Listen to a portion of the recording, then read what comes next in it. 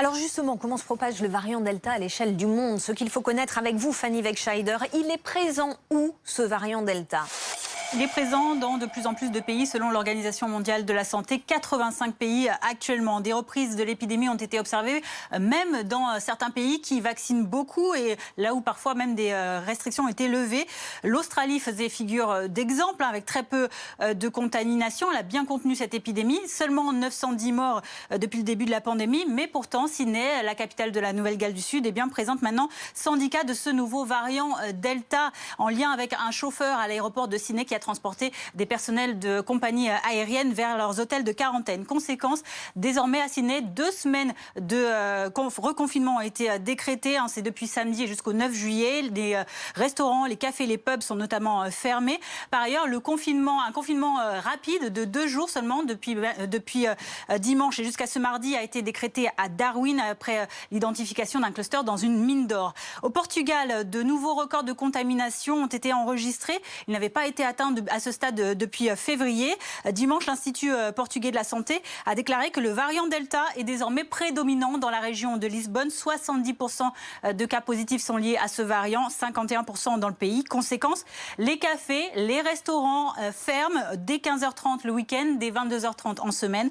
Les déplacements sont également restreints en semaine. Pour entrer ou sortir de la région du Grand Lisbonne, il faut présenter soit un test PCR négatif, soit un certificat de vaccination. En Israël également, qui se vantait d'être l'un des premiers pays sortis de la crise Covid grâce à une forte campagne de vaccination rapide, eh bien, ce sont une centaine de nouveaux cas qui sont identifiés en ce moment par jour et 40% de nouveaux cas qui sont apparus chez des personnes pourtant déjà vaccinées. La conséquence là-bas, c'est que seulement 10 jours après la levée de la mesure, le port du masque est de nouveau rétabli en intérieur, dans les lieux publics ou en entreprise.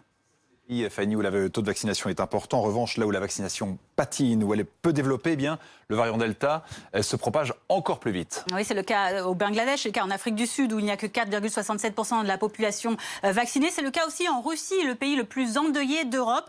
La Russie qui ne compte que 11,7% de la population totalement vaccinée, 15% avec une dose. Eh bien, le gouvernement a annoncé ce matin un record depuis le début de la pandémie de 652 morts qui viennent d'être enregistrés en à peine 24 heures. À Moscou, dans la capitale, le variant Delta est désormais présent dans près de 90% des nouveaux cas de Covid. 121 morts ont été enregistrés en 24 heures des suites du Covid et à Saint-Pétersbourg, 119. Conséquence, eh bien, dans la capitale, à Moscou, les restrictions sanitaires ont été remises au goût du jour, mais assez légèrement. La vaccination est quasi obligatoire, par exemple, pour les employés des secteurs des services, sous peine de forte amende. En revanche, toujours pas de restrictions à Saint-Pétersbourg, où on le rappelle, pourtant, eh bien, vendredi, il y aura le quart de finale de l'Euro de football. Merci beaucoup, Fanny Wegscheider.